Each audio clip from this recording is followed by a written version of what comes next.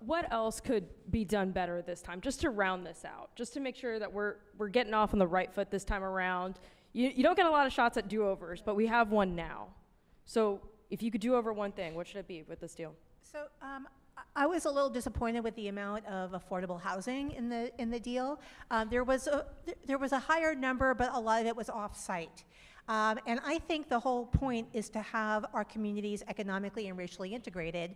And so sure, it's great to generate money and then find a cheaper site somewhere else and put up an affordable housing development there, but I think the point is to have it really everyone gets to enjoy the amenities of this new community. I understand that there are trade-offs and there are tensions, because if we also want to generate revenue from selling the land, we can't generate maximum revenue and at the same time tell developers you have to build for people at 60% of AMI. And so those are the trade-offs that the city will need to determine to what extent this is a revenue-generating project and to what extent it is an inclusive project.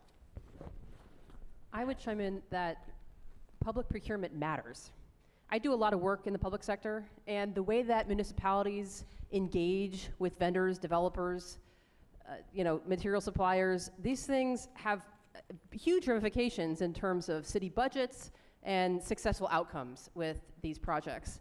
And so, I would note that only 2 respondents were in place during the last round of the RFP solicitations. And it is an underrated effort to get that right. So careful attention to how this is structured. You think about development as kind of maybe like a Christmas tree. You have to have a tree in place installed properly before you can decorate it. You have to have the nuts and bolts of a redevelopment plan before you can have other sort of wish list items put into place and funded properly. So we have a lot of work to do to get this right over the next decade or so, and trying to get the framework down right, whether it's this administration or another administration, is really essential. I agree with all that is said. For me, again, I'm going to go back to the environmental resiliency piece. I'm stuck there. I'm 10 toes down on resiliency and sustainability, net zero energy use, solar ready construction, and microgrid for emergency response. As part of our negotiation with the city, when we discussed, we advocated for a facility built to withstand a Cat 5 hurricane that could serve as an asset for local evacuations and disaster preparedness. We urge decision makers to require on-site electricity generation available during a grid outage and to move closer to achieving the goals adopted in the city's integrated sustainability action plan.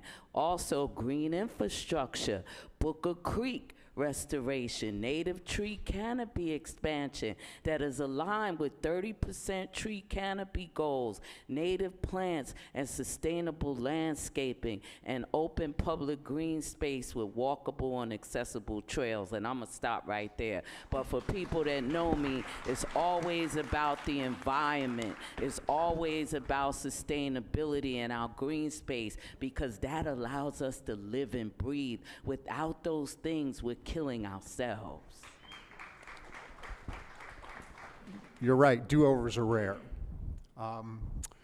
In the 13th century, Japan was saved from the Mongol invasion by a typhoon that destroyed the invading fleet. The Japanese called that kamikaze, which means divine wind. Most of us know the kamikaze from World War II, the suicide planes. But the idea of the divine wind, I think, is interesting, because I think maybe years from now, we might look back at Hurricane Milton as the divine wind that saved St. Petersburg and allowed us to have this conversation in a new and a different way. With all of the mistakes that we made along the way, it's like, okay, how do we be better at this? And the fact that we're having a conversation like this really so early, the deal isn't even officially dead, but we're already starting to have this conversation. And I think that bodes very well for the city sort of moving forward.